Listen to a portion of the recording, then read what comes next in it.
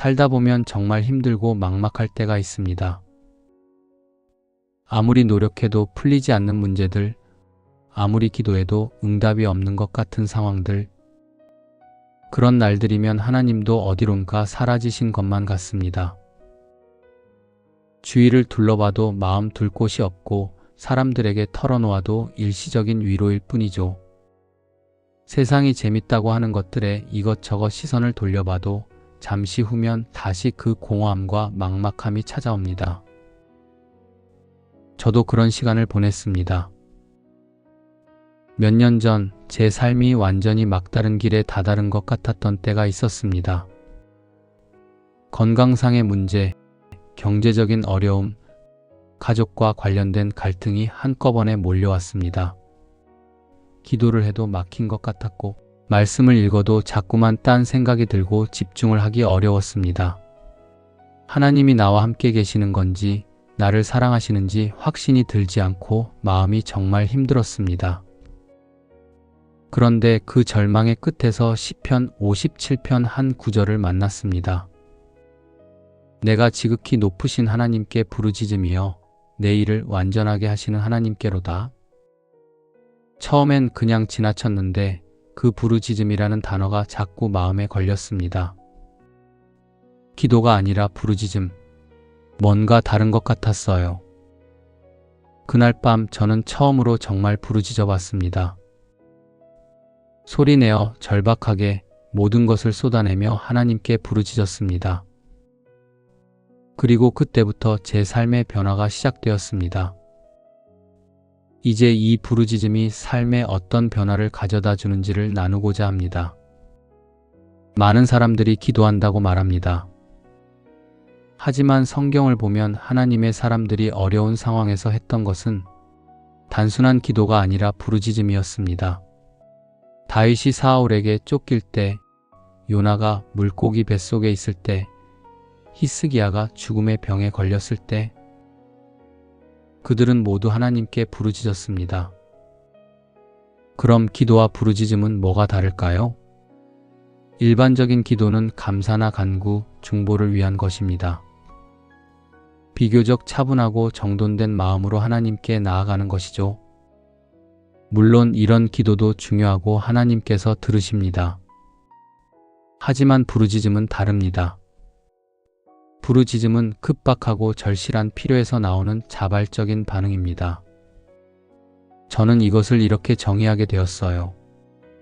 부르짖음은 내 힘의 한계를 절실히 깨달았을 때 하나님의 능력에 완전히 의존하며 드리는 간절한 간구입니다. 부르짖음에는 몇 가지 특징이 있습니다. 첫째, 즉각적이고 구체적입니다. 하나님 도와주세요가 아니라 하나님 지금 이 상황에서 저를 건져주세요입니다. 둘째, 감정이 깊이 개입되어 있습니다. 머리로 하는 기도가 아니라 마음 깊은 곳에서 우러나오는 절규입니다. 셋째, 하나님의 능력에 대한 확신이 담겨 있습니다. 절망적이면서도 동시에 하나님은 하실 수 있다는 믿음이 있습니다. 제가 처음 부르짖었던 그날 밤을 지금도 생생히 기억합니다. 혼자 있는 방에서 소리내어 울면서 하나님께 모든 것을 다 털어놨습니다. 하나님, 저는 정말 한계입니다. 제 힘으로는 더 이상 어떻게 할 수 없어요. 하지만 주님은 모든 것을 하실 수 있잖아요. 제발 저를 이 상황에서 건져주세요. 그 부르짖음은 제가 그동안 해왔던 어떤 기도와도 달랐습니다. 더 절박했고, 더 솔직했고, 더 간절했습니다. 그리고 놀랍게도 부르짖는 기도를 이어가자 상황이 조금씩 바뀌기 시작했습니다. 하나님은 들으십니다. 반드시 들으십니다. 그럼 우리가 하나님께 부르짖을 때 우리는 어떤 메시지를 전하고 있는 걸까요? 시간이 지나면서 저는 부르짖음 속에 5가지 중요한 메시지가 담겨 있다는 것을 깨달았습니다. 부르짖음의 첫 번째 메시지는 현실에 대한 솔직한 인정입니다. 하나님, 저는 지금 정말 힘든 상황에 있습니다. 감당하기 어려운 일들이 일어나고 있어요. 우리는 때로 하나님 앞에서도 괜찮은 척, 믿음이 좋은 척 하려고 합니다. 하지만 부르짖음은 그런 가면을 벗어던지고 날 것 그대로의 모습을 보여드리는 겁니다. 저도 처음엔 그게 잘 되지 않았습니다. 기도할 때 하나님 감사합니다. 모든 것이 합력하여 선을 이루실 줄 믿습니다. 라고 말하면서도 속으로는 전혀 그렇게 느끼지 못할 때가 있었습니다. 하지만 부르짖기 시작하면서 달라졌습니다. 하나님, 저는 지금 너무 무섭습니다. 앞이 보이지 않고 이 상황이 언제 끝날지 모르겠습니다. 이렇게 솔직하게 말씀드리기 시작한 거죠. 그런데 신기한 일이 일어났습니다. 솔직해지니까 오히려 마음이 가벼워지더라고요. 하나님께서 제 진짜 모습을 받아주시는 것 같았습니다. 두 번째 메시지는 자신의 한계에 대한 인정입니다. 하나님, 제 능력으로는 이 문제를 해결할 수 없어요. 아무리 생각해도 아무리 노력해도 답이 나오지 않습니다. 이것은 패배 선언이 아닙니다. 오히려 겸손한 고백이자 하나님을 의지하겠다는 선언입니다. 현대 사회는 우리에게 내가 할 수 있어, 더 노력해, 포기하지 말라고 말합니다. 물론 노력은 중요하죠. 하지만 때로는 우리 힘의 한계를 인정하는 것이 더 필요할 때가 있습니다. 제 경우에는 몇 달 동안 혼자 해결하려고 발버둥 치던 시기가 있었습니다. 이 사람 저 사람에게 조언을 구하고 이곳저곳을 뒤지고 온갖 방법을 다 써봤지만 아무것도 근본적인 해결책이 되지 못했습니다. 그때 깨달았어요. 아, 내가 할 수 있는 건 여기까지구나. 이제는 정말 하나님께 맡겨야겠구나. 그 순간 부르짖었습니다. 하나님, 저는 정말 무력합니다. 제가 아무리 해도 안 되네요. 이제 주님께 완전히 맡깁니다. 세 번째 메시지는 하나님의 전능하심에 대한 고백입니다. 하나님, 제가 할 수 없는 일도 주님은 하실 수 있어요. 주님의 능력 앞에서는 불가능한 일이 없다는 것을 믿습니다. 이것이 바로 부르짖음과 단순한 하소연의 차이점입니다. 하소연은 문제에만 집중하지만 부르짖음은 하나님의 능력을 바라보는 것입니다. 성경을 보면 이런 고백들이 가득합니다. 하나님의 모든 말씀은 능하지 못하심이 없느니라. 누가복음 1장 37절. 사람으로는 할 수 없으되 하나님으로는 다 할 수 있느니라. 마태복음 19장 26절. 저는 이 부분에서 정말 많은 위로를 받았습니다. 제가 해결할 수 없는 문제라고 해서 하나님도 못하시는 건 아니구나. 하나님은 여전히 전능하시고 여전히 기적을 행하시는 분이시구나. 어느 날 밤 정말 절망스러웠던 순간에 이렇게 부르짖었습니다. 하나님, 사람들은 이 상황을 보고 불가능하다고 말합니다. 저도 그렇게 생각했어요. 하지만 주님께는 불가능한 일이 없잖아요. 주님의 능력을 보여주세요. 네 번째 메시지는 하나님의 사랑과 도우심에 대한 믿음입니다. 하나님, 주님은 저를 사랑하시고 제가 어려울 때 도와주시는 분이라는 것을 믿습니다. 부르짖음에는 이런 믿음이 전제되어 있습니다. 만약 하나님이 나를 사랑하지 않으시거나 도와주지 않으시는 분이라고 생각한다면 굳이 부르짖지 않을 테니까요. 하지만 이 믿음이 항상 쉬운 건 아닙니다. 특히 어려운 상황이 계속될 때는 정말 하나님이 나를 사랑하시는지에 대한 확신이 흔들리는 순간이 있습니다. 저도 그랬습니다. 한창 힘들 때 이런 생각이 들었습니다. 정말 하나님이 나를 사랑하신다면 왜 이런 일을 허락하실까? 정말 도우시려고 하신다면 왜 이렇게 오래 기다리게 하실까? 하지만 부르짖으면서 깨달았습니다. 하나님의 사랑은 우리가 고통받지 않게 하는 것이 아니라 고통 중에도 우리와 함께 하시는 것이라는 걸, 하나님의 도우심은 모든 문제를 즉시 해결해 주시는 것이 아니라 그 문제를 통과할 힘을 주시는 것이라는 걸 말입니다.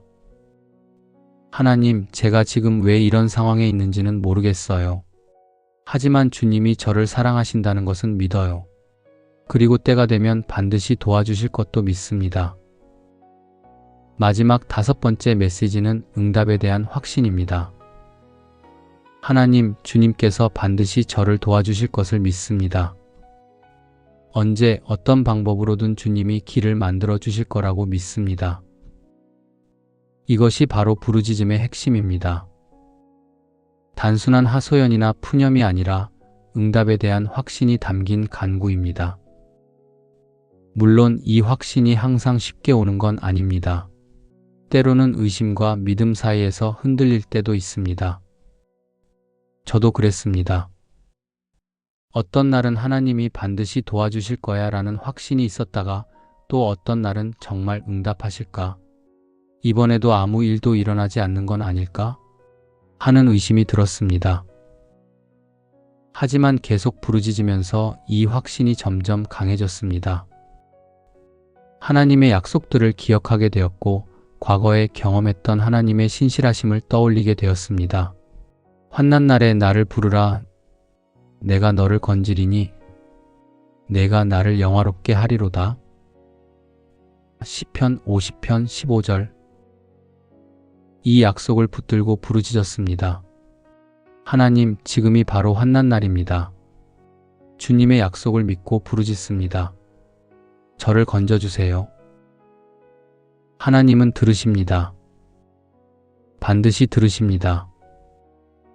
그럼 구체적으로 어떻게 부르짖어야 할까요?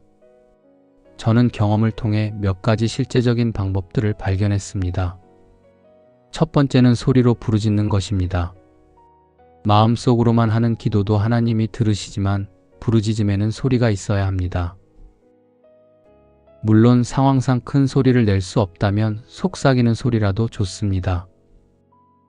저는 주로 혼자 있을 때 소리 내어 부르짖었어요. 차 안에서, 산책하면서, 혼자 있는 방에서 하나님, 주님 이렇게 부르면서 시작했죠. 처음엔 어색했습니다. 평소에 조용히 기도하던 습관 때문에 소리 내는 게 낯설었거든요. 하지만 소리를 내니까 더 절박함이 전해지는 것 같았습니다. 성경을 보면 많은 사람들이 소리 높여 부르짖었습니다. 다윗도, 예레미야도, 예수님도 큰 소리로 부르짖으셨습니다. 두 번째는 구체적으로 부르짖는 것입니다.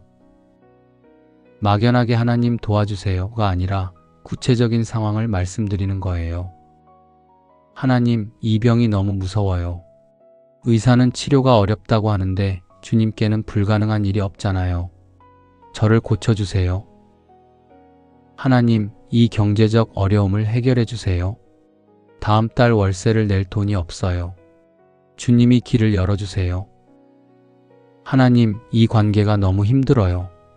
우리 가족이 화목하게 해주세요. 하나님은 이미 모든 걸 아시지만 우리가 구체적으로 말씀드릴 때 더 선명한 기도가 됩니다. 그리고 우리 자신도 정확히 무엇을 위해 기도하고 있는지 알게 됩니다. 세 번째는 지속적으로 부르짖는 것입니다. 한 번 부르짖고 끝이 아닙니다.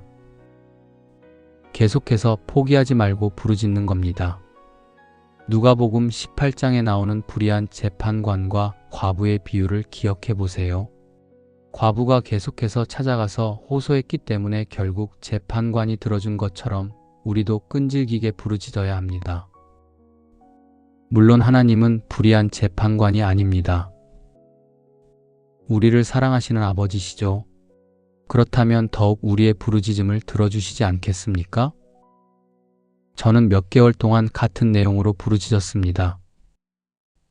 매일, 때로는 하루에 여러 번씩, 지겨울 정도였지만 포기하지 않았습니다. 어떤 날은 이런 생각이 들기도 했습니다. 하나님도 내 기도에 지겨워하시는 건 아닐까? 하지만 곧 깨달았습니다.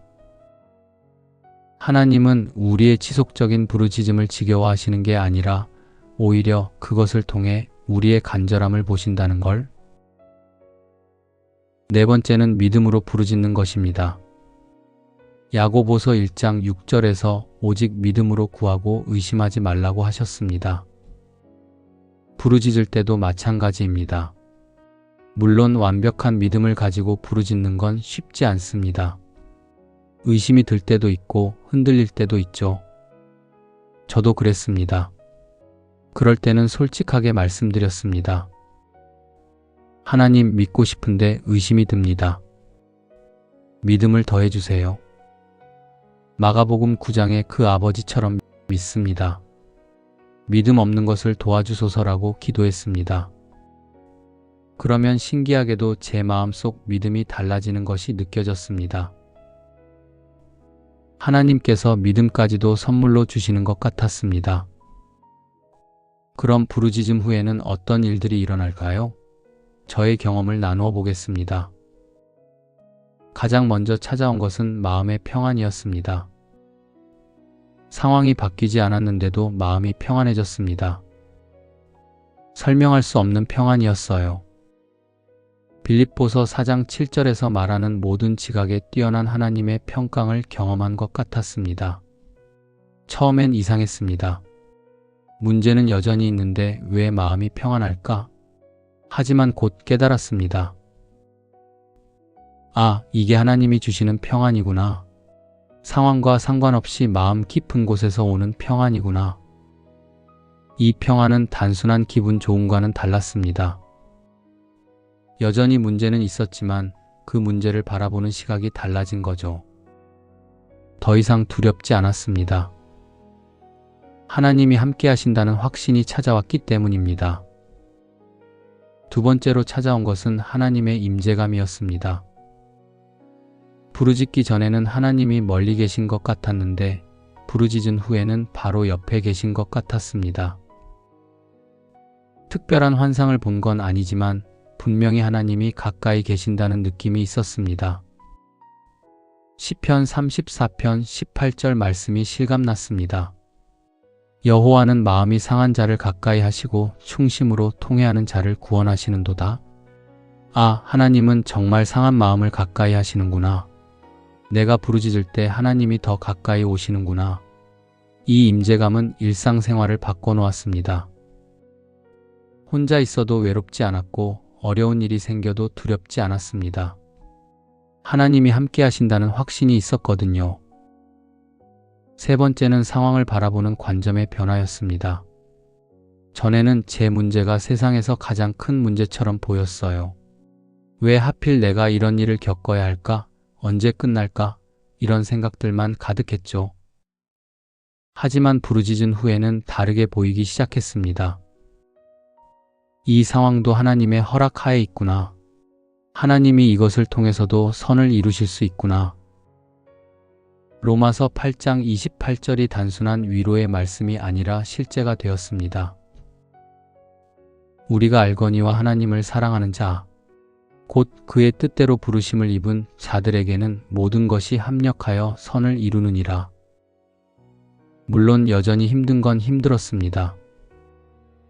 하지만 그 힘듦도 의미가 있구나, 하나님이 사용하실 수 있구나 하는 생각이 들었습니다. 네 번째는 기다릴 수 있는 은혜였습니다. 전에는 빨리빨리 해결되기를 원했습니다. 하루라도 더 빨리 이 상황에서 벗어나고 싶었죠. 그런데 부르짖은 후에는 기다릴 수 있게 되었습니다. 하나님의 시간이 내 시간과 다르다는 것을 받아들이게 되었고 하나님의 때가 가장 좋은 때라는 것을 믿게 되었습니다.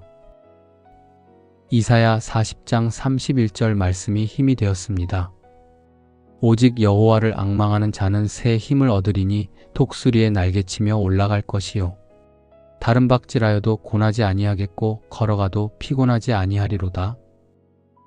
앙망한다는 것이 바로 기다리는 것이었습니다. 하나님을 바라보며 기다리는 것. 그런데 그 기다림이 절망적인 기다림이 아니라 희망적인 기다림이 되었습니다. 성경을 묵상하다가 놀라운 사실을 깨달았습니다. 성경 속에 나오는 하나님께 부르짖어서 응답받은 사례들이 단순한 옛날 이야기가 아니라 바로 지금 나에게도 해당될 수 있는 살아있는 이야기라는 것을 말입니다. 시편을 묵상할 때마다 다윗의 솔직한 부르짖음에 위로를 받았습니다. 시편에는 다윗의 부르짖음이 가득합니다. 시편 18편 6절 내가 환난 중에서 여호와께 부르짖어 내 하나님께 소리 질렀더니 그의 성전에서 내 음성을 들으셨고 그 앞에서 부르짖은 내 소리가 그의 귀에 들렸도다. 다윗이 사울에게 쫓기면서도 아들 압살롬의 반역으로 도망갈 때도 밧세바 사건으로 마음이 무너졌을 때도 그는 항상 하나님께 부르짖었습니다. 그리고 하나님은 들으셨습니다. 저는 이 말씀을 묵상하면서 깨달았습니다. 다윗도 나와 똑같은 사람이었습니다. 완벽한 사람이 아니라 실수도 하고 두려워하기도 하고 절망하기도 하는 사람이었어요. 그런데 그가 위대했던 건 완벽해서가 아니라 부르짖을 줄 알았기 때문이었습니다. 사무엘상에 나오는 한나의 이야기도 제게 큰 위로가 되었습니다. 아이가 없어서 마음이 아팠던 한나, 분인 나에게 조롱당하고 남편에게도 이해받지 못하는 상황에서 그녀가 할 수 있었던 것은 하나님께 부르짖는 것뿐이었습니다. 사무엘상 1장 15절에서 16절 한나는 이렇게 말합니다. 내가 독주나 포도주를 마신 것이 아니요 여호와 앞에 내 심정을 통한 것뿐이오니 내가 지금까지 말한 것은 나의 원통함과 격분됨이 많음으로 인함이니이다. 한나의 기도는 정말 부르짖음이었습니다. 입술만 움직이고 소리는 나지 않을 정도로 간절히 제사장 엘리가 술 취한 것으로 오해할 정도로 절박하게 부르짖었습니다. 저도 비슷한 경험이 있었습니다. 세상에서는 도저히 답이 나오지 않고 도움의 길이 막힌 것 같아 막막하던 시기에 다른 사람들은 상상하기 힘들 정도로 간절히 기도한 적이 있었습니다. 그때 한나의 마음을 조금이나마 이해할 수 있었습니다. 그리고 하나님은 한나의 부르짖음을 들으셨습니다. 사무엘을 주셨을 뿐 아니라 나중에 5명의 자녀를 더 주셨습니다. 히스기야 왕의 이야기도 저에게 큰 힘이 되었습니다. 이사야 38장을 보면 히스기야가 죽을 병에 걸렸을 때의 이야기가 나옵니다. 선지자 이사야가 와서 죽으리라고 선언했을 때 히스기야는 어떻게 했을까요? 2절부터 3절 히스기야가 얼굴을 벽으로 향하고 여호와께 기도하여 이르되 여호와여 구하오니 내가 온전한 마음으로 주 앞에서 행하며 주께서 보시기에 선한 일을 행한 것을 기억하옵소서 하고 히스기야가 심히 통곡하니 이것이 바로 부르짖음입니다. 체면도 왕의 위엄도 다 잊고 하나님 앞에서 통곡하며 부르짖었습니다. 그러자 하나님은 선지자 이사야를 다시 보내셨습니다. 내가 내 기도를 들었고 내 눈물을 보았노라. 내가 내 수 안에 15년을 더하고. 저는 이 이야기를 묵상하면서 깨달았습니다. 하나님은 우리의 눈물을 보십니다.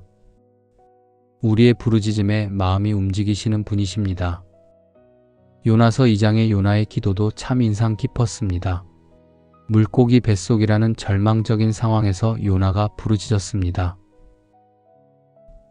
내가 받는 고난으로 말미암아 여호와께 불러 아뢰어 싸웠더니 주께서 내게 대답하셨고 내가 스올의 뱃속에서 부르짖었더니 주께서 나의 음성을 들으셨나이다. 요나는 자업자득으로 그런 상황에 빠진 것이지만 그래도 하나님께 부르짖었습니다. 그리고 하나님은 들으셨습니다. 이 이야기를 통해 저는 위로를 받았습니다. 내가 잘못해서 생긴 문제라고 해도 하나님께 부르짖을 수 있습니다. 하나님은 그런 부르짖음도 외면하지 않으십니다. 역대상 4장에 나오는 야베스의 짧은 기도도 인상 깊었습니다. 야베스가 이스라엘 하나님께 아뢰어 이르되 원하건대 주께서 내게 복을 주시고 나의 지역을 넓히시고 주의 손으로 나를 도우사 나로 환난을 벗어나 근심이 없게 하옵소서 하니 하나님이 그가 구하는 것을 허락하셨더라. 야베스는 단 한 절의 기도로 하나님께 부르짖었습니다. 길지 않지만 간절했고 구체적이었습니다. 그리고 하나님은 그의 구하는 것을 허락하셨습니다. 이 짧은 기록을 통해 저는 깨달았습니다. 부르짖음은 길이가 중요한 게 아닙니다. 형식이나 말솜씨가 중요한 게 아니라 마음의 간절함이 중요한 것입니다. 이런 성경의 사례들을 묵상하면서 제 마음에 확신이 생겼습니다. 하나님은 정말로 우리의 부르짖음을 들으시는 분이십니다. 옛날에만 그러셨던 게 아니라 지금도 마찬가지이십니다. 하나님은 들으십니다. 반드시 들으십니다. 이제 제가 직접 경험한 부르짖음의 응답들을 나누어 보겠습니다. 가장 먼저 온 응답은 외적인 상황의 변화가 아니라 마음의 변화였습니다. 몇 개월 동안 부르짖으면서 어느 날 갑자기 깨달았습니다. 아, 내가 변했다. 같은 문제를 바라보는 시각이 완전히 달라졌다. 전에는 왜 나에게 이런 일이? 라고 생각했는데 이제는 이 상황에서 하나님은 무엇을 원하실까? 라고 생각하게 되었습니다. 전에는 문제가 빨리 해결되기만을 원했는데 이제는 이 과정을 통해 하나님을 더 알아가고 싶다는 마음이 생겼습니다. 이것이 첫 번째 응답이었습니다. 하나님은 상황을 바꾸기 전에 먼저 제 마음을 바꾸고 계셨던 것 같습니다. 두 번째로 온 응답은 사람들을 통한 도움이었습니다. 부르짖기 시작한 지 몇 주 후 오랫동안 연락하지 않았던 친구에게서 갑자기 연락이 왔습니다. 그 친구는 제 상황을 전혀 몰랐는데 하나님께서 저를 위해 기도하라는 마음이 들었다고 하더라고요. 또 다른 때는 교회에서 만난 분이 갑자기 제게 와서 하나님께서 이 말씀을 전해드리라고 하십니다라며 딱 제게 필요한 성경 구절을 얘기해 주셨습니다. 이런 일들이 우연의 일치일까요? 저는 아니라고 생각합니다. 하나님께서 사람들을 통해 제 부르짖음에 응답하고 계셨던 것 같습니다. 세 번째로는 실제적인 해결책들이 하나씩 보이기 시작했습니다. 몇 달 동안 막혔던 일들이 하나씩 풀리기 시작했습니다. 새로운 기회들이 생기고 예상치 못한 곳에서 도움이 왔습니다. 하지만 제가 원했던 방식은 아니었습니다. 제가 생각했던 것보다 시간도 더 걸렸고 과정도 달랐습니다. 하나님의 방법은 제 방법과 달랐지만 결과적으로는 더 좋았습니다. 이사야 55장 8절에서 9절 말씀이 실감났습니다. 내 생각이 너희의 생각과 다르며 내 길이 너희의 길과 다름이니라. 이는 하늘이 땅보다 높음같이 내 길이 너희의 길보다 높으며 내 생각이 너희의 생각보다 높음이니라. 네 번째 응답은 새로운 사명감이었습니다. 제가 겪었던 어려움들이 단순히 제게만 의미가 있는 것이 아니라 다른 사람들에게도 위로와 힘이 될 수 있겠다는 생각이 들었습니다. 고린도후서 1장 3절에서 4절 말씀처럼 찬송하리로다 우리 주 예수 그리스도의 아버지 하나님 곧 자비의 아버지시요 모든 위로의 하나님이시며 우리의 모든 환난 중에서 우리를 위로하사 우리로 하여금 하나님께 받는 위로로서 모든 환난 중에 있는 자들을 능히 위로하게 하시는 이시로다. 하나님께서 제게 위로를 주신 이유가 나만을 위한 것이 아니라 다른 사람들도 위로하기 위함이었습니다. 이런 깨달음이 들었습니다. 부르짖기 시작한 지 1년이 지난 지금 제 삶은 많은 부분에서 달라졌습니다. 가장 큰 변화는 기도 생활입니다. 전에는 형식적인 기도를 많이 했습니다. 하나님 감사합니다. 축복해 주세요. 도와주세요. 이런 뻔한 기도들. 하지만 이제는 훨씬 솔직하고 구체적으로 기도합니다. 하나님께 제 진짜 마음을 다 털어놓습니다. 기쁠 때도, 화가 날 때도, 실망스러울 때도 모든 감정을 하나님께 솔직하게 말씀드립니다. 그리고 기도가 일방적인 대화가 아니라 쌍방향 대화가 되었습니다. 제가 말씀드리기도 하지만 하나님의 음성을 듣기 위해 기다리기도 합니다. 말씀을 읽는 것도 달라졌습니다.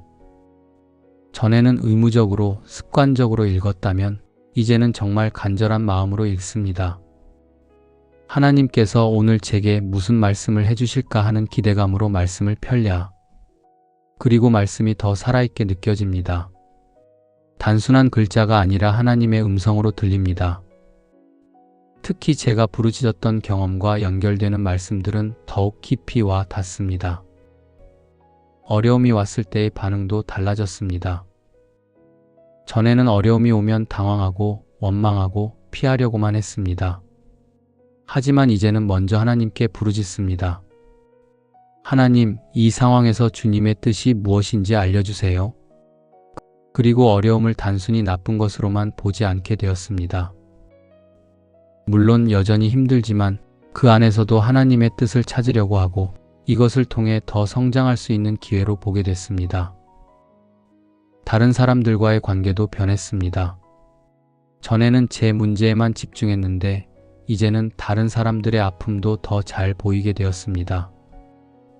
그리고 그들에게도 부르짖음의 능력을 나누고 싶은 마음이 생겼습니다. 누군가가 어려움을 겪고 있을 때 단순히 괜찮을 거야 라고 위로하는 것이 아니라 하나님께 부르짖어봐 라고 권할 수 있게 되었습니다. 지금도 저는 부르짖는 삶을 살고 있습니다. 모든 문제가 다 해결된 것은 아니거든요. 새로운 어려움들도 계속 생깁니다. 이제는 큰 문제가 아니어도 일상 속에서 자연스럽게 부르짖게 됩니다. 출근길에 차가 막힐 때도, 업무가 잘 풀리지 않을 때도, 가족과 작은 갈등이 생겼을 때도 하나님 도와주세요 라고 자연스럽게 부르짖습니다. 이런 작은 부르짖음들이 쌓여서 하나님과 더 가까워지는 것 같습니다. 하나님께서 큰 일만 아니라 작은 일까지도 관심을 가지고 계신다는 것을 경험하게 됩니다. 부르짖음이 꼭 어려울 때만 하는 것은 아니라는 것도 알게 되었습니다. 기쁠 때도 감사할 때도 부르짖을 수 있습니다. 좋은 일이 생겼을 때 하나님 감사합니다 라고 큰 소리로 외치는 것도 부르짖음입니다. 하나님의 은혜를 경험했을 때 마음 깊은 곳에서 우러나오는 감사의 부르짖음. 이런 감사의 부르짖음을 할 때마다 하나님과의 관계가 더 깊어지는 것을 느낍니다. 이제는 나만을 위해서가 아니라 다른 사람들을 위해서도 부르짖습니다. 가족이 아플 때, 친구가 어려움을 겪을 때, 교회 공동체를 위해서, 나라를 위해서 마음을 다해 부르짖습니다. 그리고 정말 신기한 것은 다른 사람을 위해 부르짖을 때 오히려 제 마음이 더 평안해진다는 것입니다. 내 문제만 생각할 때는 답답했는데 다른 사람을 위해 기도하면서 제 문제도 함께 해결되는 경우가 많습니다. 하지만 부르짖는 삶이 항상 쉬운 것은 아닙니다. 몇 가지 장애물들이 있습니다. 첫 번째 장애물은 체면과 자존심입니다. 부르짖는다는 것은 내 무력함을 인정하는 것이거든요. 내가 할 수 없다는 것을 고백하는 것입니다. 이게 자존심에는 좀 상처가 될 수 있습니다. 특히 다른 사람들 앞에서는 더 그렇습니다. 저 사람이 믿음이 약해서 저렇게 절망하나 보다 라고 생각할까봐 두려워서 부르짖지 못할 때가 있습니다. 하지만 저는 깨달았습니다. 체면보다 하나님과의 관계가 더 중요하다는 것을, 자존심보다 하나님의 도우심이 더 필요하다는 것을 말입니다. 두 번째 장애물은 응답에 대한 의심입니다. 정말 하나님이 내 부르짖음을 들으실까? 이전에도 기도했는데 응답이 없었는데? 라는 생각들이 들 때가 있습니다. 특히 즉시 응답이 오지 않을 때는 더 그렇습니다. 며칠, 몇 주, 몇 달이 지나도 변화가 없으면 의심이 듭니다. 하지만 제가 경험한 바로는 하나님의 응답은 우리가 예상하는 때와 방식과는 다를 수 있다는 것입니다. 하지만 반드시 응답하신다는 것입니다. 세 번째 장애물은 습관적인 기도입니다. 오랫동안 형식적으로 기도하다 보면 부르짖음도 형식이 될 수 있습니다. 진짜 마음에서 우러나오는 것이 아니라 그냥 습관적으로 하나님 도와주세요 라고 말하는 것과 같은 기도입니다. 저도 가끔 그럴 때가 있습니다. 그럴 때면 잠시 멈추고 제 마음을 점검해 봅니다. 정말 간절한 마음인지 아니면 그냥 습관적인 것인지, 진짜 부르짖음은 마음에서 나와야 합니다. 형식이 아니라 진심이어야 합니다. 마지막으로 부르짖음을 시작하고 싶은 분들을 위해 실제적인 가이드를 나누어 보겠습니다. 먼저 혼자 있을 수 있는 시간과 장소를 정해 보세요. 다른 사람들 앞에서는 쉽지 않으니까요. 그리고 하나님 앞에서는 가면을 벗고 솔직해지면 됩니다. 화가 나면 화가 난다고, 두렵다면 두렵다고 그대로 말씀드리세요. 기도할 때는 막연하게 도와주세요 하기보다는 구체적으로 어떤 도움이 필요한지 말씀드리면 더 좋습니다. 또 마음속으로만 하지 말고 소리를 내어보세요. 큰 소리가 어려우면 작은 소리라도 괜찮습니다. 이렇게 시작했다면 무엇보다 중요한 건 포기하지 않는 것입니다. 응답이 금방 오지 않는다고 멈추지 말고 계속 부르짖으세요. 때로는 일기에 써보기도 하고 찬양하면서 기도해 보기도 하세요. 그리고 어려움만 고백하지 말고 감사할 것들도 함께 올려드리면 더욱 은혜가 됩니다. 몇 가지 주의할 점이 있습니다. 먼저 내 뜻을 강하게 주장하기보다 하나님의 뜻을 구해야 합니다. 그리고 다른 사람과 비교하거나 판단하지 마세요. 부르짖음은 사람마다 표현이 다를 수 있습니다. 마지막으로 균형을 잊지 마세요. 부르짖음은 분명 강력하지만 그것만이 전부는 아닙니다. 감사와 찬양, 말씀 묵상과 함께할 때 더 깊은 기도가 됩니다. 저는 경험을 통해 부르짖음에도 단계가 있다는 것을 깨달았습니다. 처음에는 제 한계와 무력함을 인정하는 단계였습니다. 저는 정말 할 수 없습니다. 이렇게 고백하며 시작했습니다. 그 다음은 하나님의 능력과 도우심을 간절히 구하는 단계였습니다. 하나님 도와주세요. 이어서 하나님의 전능하심과 사랑을 고백하게 됩니다. 하나님은 모든 것을 하실 수 있습니다. 그러다 믿음으로 기대하는 마음이 생깁니다. 하나님이 반드시 응답하실 것입니다. 마지막으로는 기다림의 단계가 찾아옵니다. 하나님의 시간에 맡깁니다. 이렇게 인정하고 간구하고 고백하고 기대하고 기다리는 과정이 반복되면서 우리의 부르짖음은 점점 더 깊어지고 성숙해집니다. 여기까지 함께 부르짖음에 대한 이야기를 들어주셔서 감사합니다. 저는 부르짖음을 통해 하나님을 더 깊이 알게 되었고 제 삶도 많이 달라졌습니다. 물론 아직도 배워가는 과정이고 완전하지는 않습니다. 하지만 분명한 것은 부르짖음이 제 신앙생활에 새로운 차원을 열어주었다는 것입니다. 혹시 지금 여러분도 막막한 상황에 계신가요? 아무리 기도해도 응답이 없는 것 같아서 답답하신가요? 하나님이 멀게만 느껴지시나요? 그렇다면 오늘부터 부르짖어 보세요. 체면을 버리고 자존심을 내려놓고 하나님께 진짜 마음을 쏟아놓아 보세요. 시편 50편 15절에서 하나님은 이렇게 약속하셨습니다. 환난 날에 나를 부르라. 내가 너를 건지리니 내가 나를 영화롭게 하리로다. 이것은 우리에게 주신 하나님의 약속입니다. 환난 날에 부르기만 하면 건져주시겠다는 약속입니다.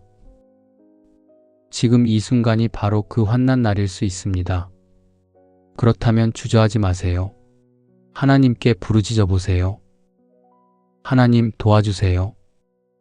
하나님 저 여기 있습니다. 하나님 저를 건져주세요. 이런 간단한 말로도 충분합니다. 중요한 것은 마음입니다. 간절한 마음으로 부르짖으세요. 그리고 기대하세요.